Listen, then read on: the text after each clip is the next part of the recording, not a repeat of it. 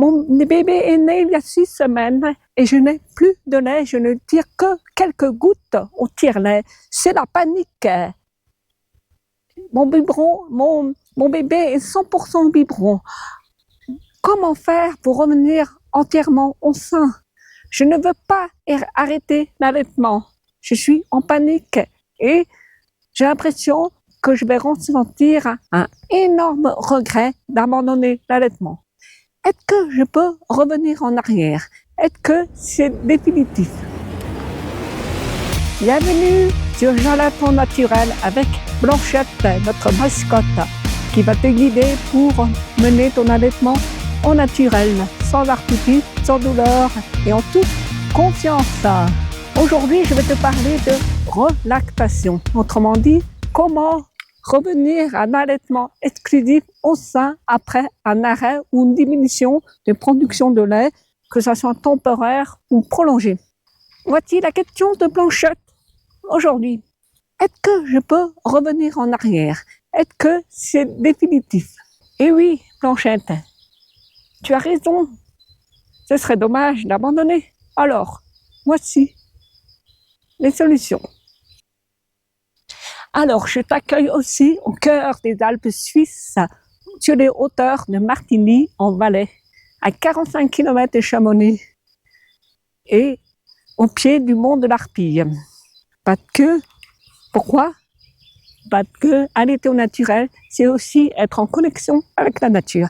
Si ça te parle, tu vas bien t'entendre avec moi et avec Blanchette.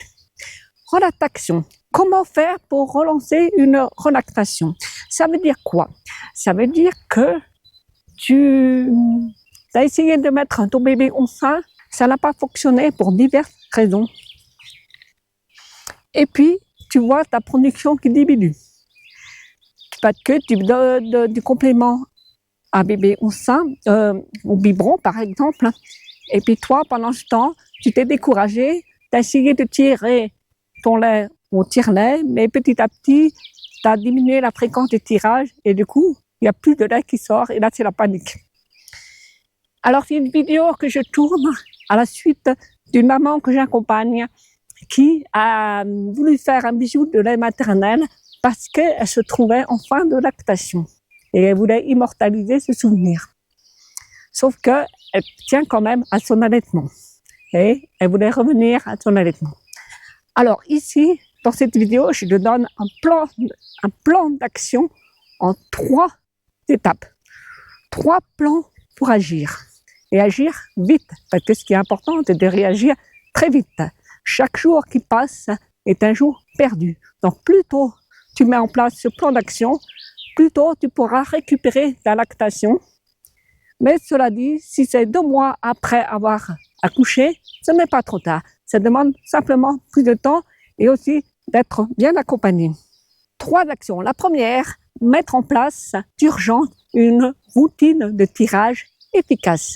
Donc, on tire-lait, bien évidemment, avec un tire-lait qu'on appelle de qualité hospitalière, donc les grosses machines qui se branchent et pas un tire-lait nomade, parce que c'est beaucoup moins puissant. Vraiment tirer à heure fixe, très régulièrement, minimum 8 fois par jour, par 24 heures. Tirer également la nuit. Donc avoir, peut-être, tu peux espacer un petit peu la nuit, mais pas tant que ça, parce que le tirage de nuit, c'est aussi ce qui va stimuler la lactation. Et là, ce qui est important, qu'il faut retenir, c'est pas chercher à produire du lait, mais vraiment à stimuler. Donc, si tu fais que le programme stimulation, c'est OK. Et à côté de ça, dans des tirages, donc c'est important de te fixer des objectifs, mais des objectifs tenables sur le long terme, sur le moyen terme. C'est pas la peine de te dire, je vais tirer toutes les 2 heures, et puis au bout de 2 jours, tu abandonnes, parce que tu es pris par les activités et tu n'arrives pas à tenir le rythme. Il vaut mieux faire un petit peu moins, mais que tu tiennes sur plusieurs jours. Ça, c'est hyper important. Et dans le tirage également, prévoir des périodes où tu fais ce qu'on appelle un boost, un power pumping. Ça veut dire que c'est des moments où on va stimuler, on va imiter en fait ce que fait bébé au sein quand il a besoin de plus de lait, quand il y a des pics de croissance. Qu'est-ce qu'il fait? Il va demander le sein tout le temps. Toutes les 5 minutes, toutes les 20 minutes, pendant 1 heure, 2 heures, 3 heures, ce sont les tétés complets. Et donc, le but, c'est justement de reproduire ce rythme-là avec le tire-lait. Donc, c'est des heures dans la journée. Alors, ça peut être 1 fois, 2 fois dans la journée. Là aussi, il faut vraiment mettre en place quelque chose qui soit compatible avec ton emploi du temps, avec ta motivation. Donc, par exemple, et là, pendant cette heure, tu vas tirer vraiment plusieurs fois. Tout cela, j'ai tout résumé dans une fiche PDF que tu peux télécharger ci-dessous. Il suffit de laisser ton prénom et ton mail. Comme ça, tu as vraiment tous les détails et tu peux l'appliquer tout de suite. Ainsi que toutes les autres actions. Donc, ça, c'est vraiment important. Le deuxième, chose importante aussi, parce qu'il y a des mamans avec qui le tire-lait, ça marche pas trop bien. Aussi, très important, vérifie bien la taille et le type de tétrelle. Donc là aussi, dans ma fiche, tu vas trouver des références sur d'autres sites pour savoir comment adapter la tétrelle pour que ça soit efficace.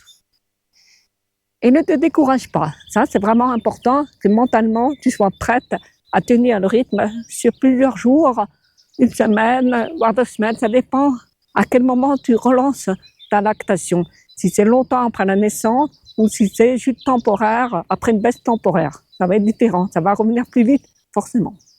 Oui, autre chose importante, pour les mamans pour qui ça fonctionne moyen, j'encourage aussi la maman à faire une expression manuelle. Alors, je reprends ma shot, imaginons c'est son même nom. Donc, c'est vraiment faire une expression manuelle, stimulée à la main. Peut-être que quelquefois, ça marche beaucoup mieux que le tire-lait. Là, pareil, je t'indique des références dans mon document à télécharger. L'inconvénient de tirer à la main, c'est que ça ne demande plus de temps, c'est que tu peux faire 15 seins à la fois, parce que tu n'as que 2 mains, tu n'as pas 4 mains. Donc, c'est vraiment en complément ou pour te montrer qu'il y a quand même du lait qui sort. Donc, ça peut être aussi important moralement de voir que rien n'est perdu. Ensuite, ça c'est le premier point, routine de tirage au tire-lait ou à la main. La deuxième action, c'est que pendant ce temps, souvent, le bébé est nourri au biberon. Et le biberon, ça tue l'allaitement. Parce que le bébé s'habitue au débit du biberon, même qu'il ait des tétines soi-disant qui respectent l'allaitement. Pour moi, je n'y crois pas, c'est vraiment du marketing. Parce qu'il n'y a rien à faire, le débit n'est pas le même, et parce que le bébé il ne travaille pas sa mâchoire, sa langue, tout ce qui fait qu'il va faire venir le lait au sein. Donc, il faut vraiment arrêter de donner le lait en complément, que ce soit du lait maternel ou du lait artificiel, au biberon.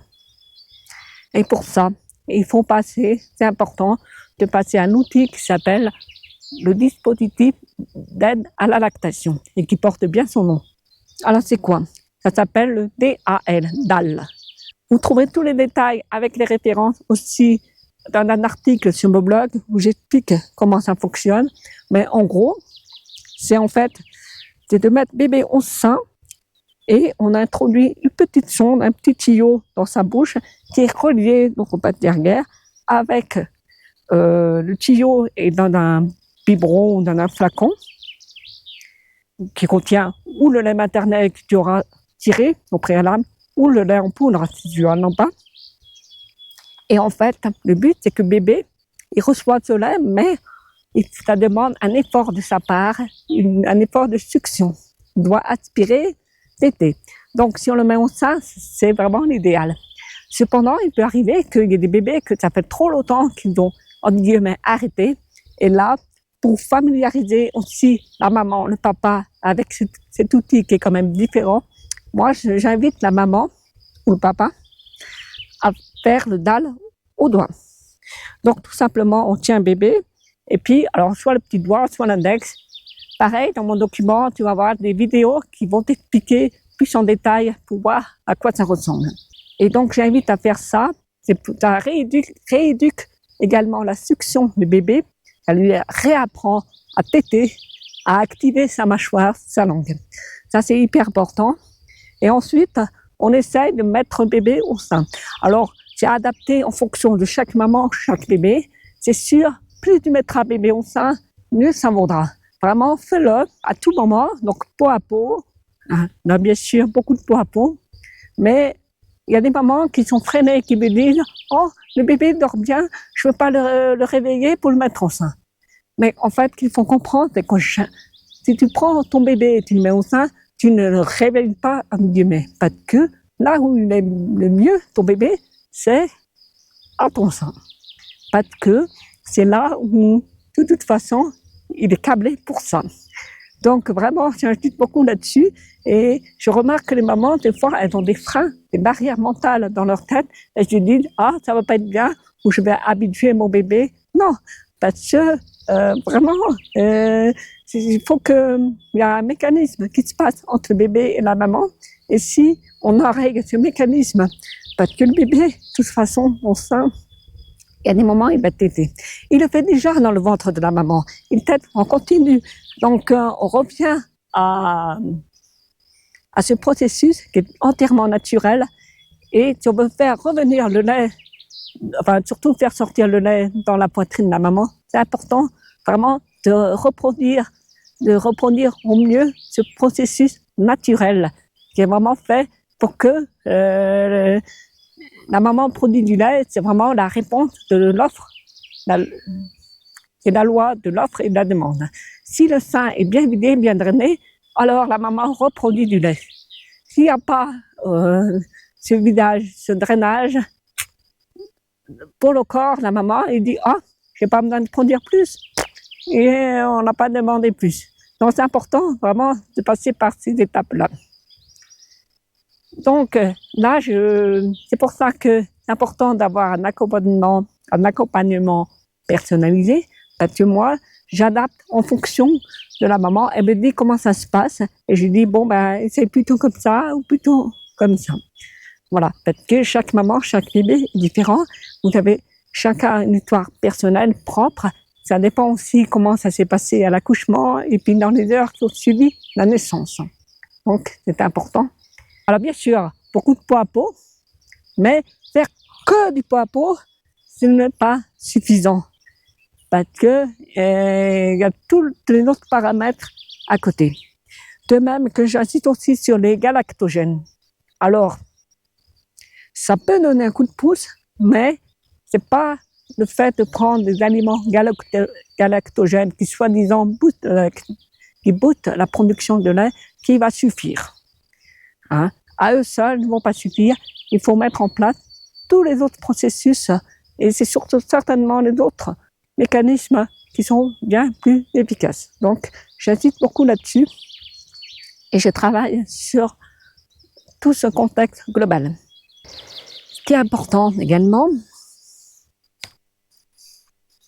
je vais m'asseoir. Ce qui est important également, c'est de parler. Parle avec ton bébé.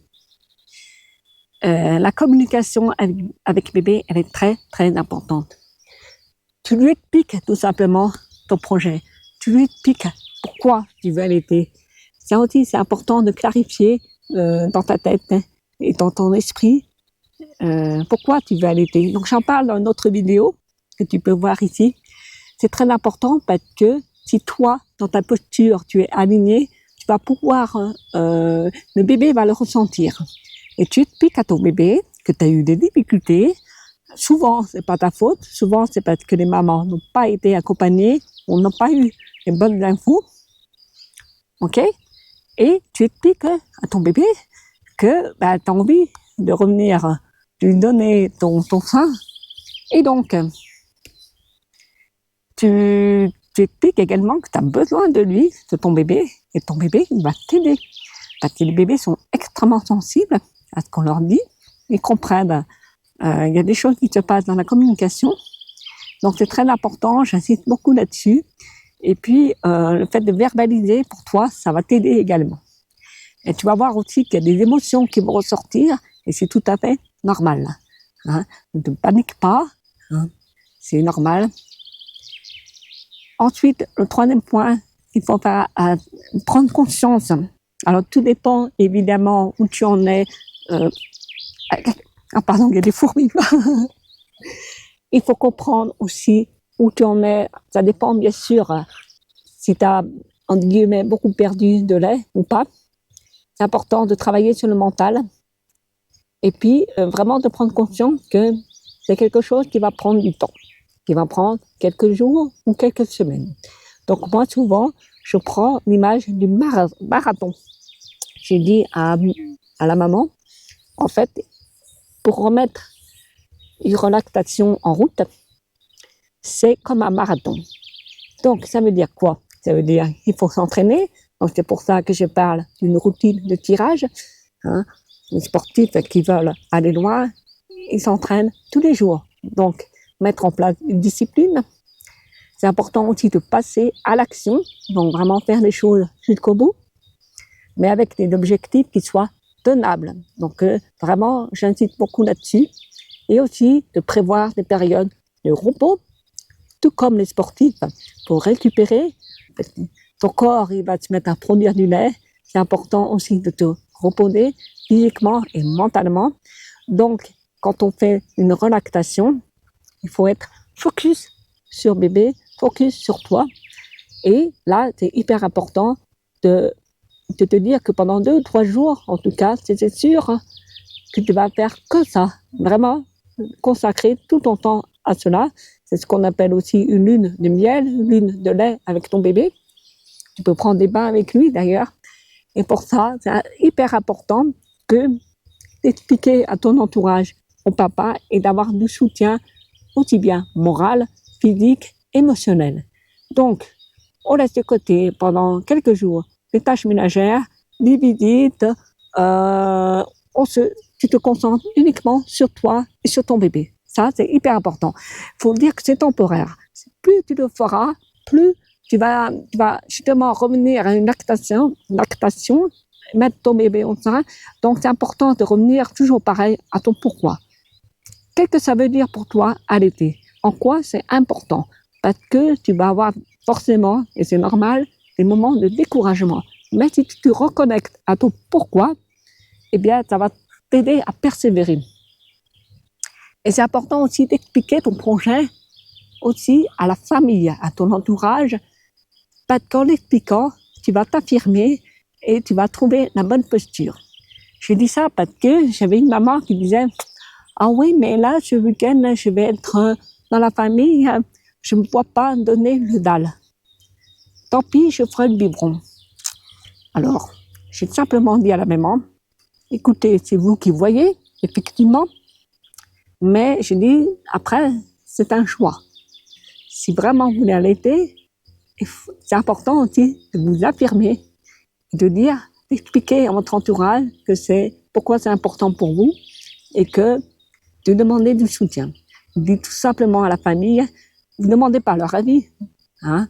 Il y a des gens qui vont dire, oh, mais c'est pas important, pas qu'à passer au lait en poudre, au biberon, ou j'ai eu aussi la réflexion, ah, mais les gens, ils veulent donner un biberon parce qu'ils veulent passer du temps avec bébé. Ah non, je suis désolée, mais le rôle de nourrir bébé, c'est réservé à la maman. En premier et uniquement à elle. Il y a plein d'autres choses à faire avec bébé, des câlins, le bercer, bon, changer la couche, mais voilà. Donc, et quand j'ai parlé avec cette maman, donc elle a réfléchi. Hein, donc moi toujours, j'aimais les pistes et puis c'est à la maman aussi d'avoir cette attitude, elle fait un travail sur elle. Et donc la maman, elle m'a dit, ah ben oui, finalement j'ai expliqué mon projet. Enfin, je ne sais plus qui c'était la belle-sœur, les parents, et ils l'ont très bien compris. Et pourtant, sa maman ne l'a pas allaité. Elle a très bien compris pourquoi sa fille avait envie d'essayer de refaire un allaitement au sein. Donc, c'est très positif. Et la maman m'a dit après, elle m'a dit, mais en fait, c'est moi qui me suis mis une barrière mentale. Je pensais que mon entourage, ma famille, allait critiquer, et en fait, pas du tout. Bien au contraire, c'est dévoué. La maman de la maman s'est dévouée et a mis en place justement des choses pour préparer le repas, pour que la maman puisse bien se concentrer sur son bébé. Bien sûr, très capital, le soutien du papa. Hein. c'est important d'expliquer aussi, parce que c'est vrai que les papas n'ont pas forcément une vision des choses identiques. Il faut expliquer tout simplement pourquoi c'est important, avec tes propres mots, que c'est un choix de vie. Voilà, donc si vous êtes en couple, que vous vous écoutez, ben, le papa, il comprendra. Il comprendra également qu'il peut faire plein de choses avec bébé, nouer le lien avec bébé autrement qu'en donnant un biberon.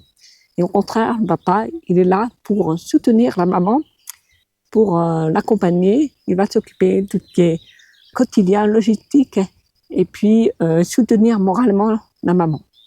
Donc c'est hyper important. Et si tu as besoin, je te conseille quand même, je t'invite, comme c'est un processus qui demande beaucoup de volonté, beaucoup de persévérance, un gros mental, et quand on vient d'accoucher, c'est pas toujours évident. Je t'invite fortement à te faire accompagner par une professionnelle formée, spécialisée en allaitement. Si tu as envie, tu peux également m'envoyer un DM, me suivre sur mon compte Insta et m'envoyer un DM, ou simplement un mail. Je t'indique les références ici. Je t'aiderai très volontiers, parce que pour moi, c'est un combat, et un combat qu'on mène ensemble.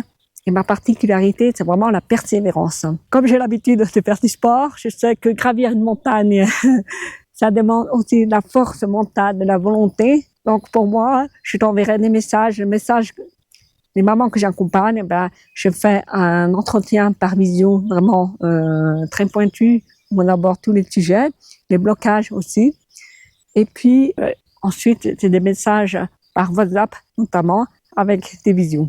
Donc, c'est un petit accompagnement minimum sur un mois, parce que faut vraiment aller sur le moyen terme, mettre en place quelque chose qui dure dans le temps. Donc, si ça t'intéresse, contacte-moi ou pose-moi des questions en commentaire, j'y réponds volontiers.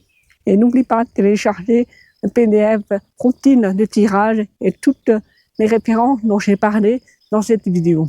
Et surtout, crois en toi, en ton bébé. N'est-ce pas, Blanchette? Crois en toi, en ton bébé, en ton allaitement. Tout pour un allaitement serein, épanoui, sans douleur, sans frustration, au naturel. Comme la nature l'a prévu. N'oublie pas de t'abonner à ma chaîne, parce que il y aura plein d'autres contenus qui peuvent t'intéresser et t'apporter pour l'allaitement de manière générale et déconstruire toutes les idées reçues à propos de l'allaitement. Je te laisse, je vais continuer. J'ai plein de fourmis là sur le rocher que j'ai choisi qui viennent me piquer, vous avez vu. À bientôt.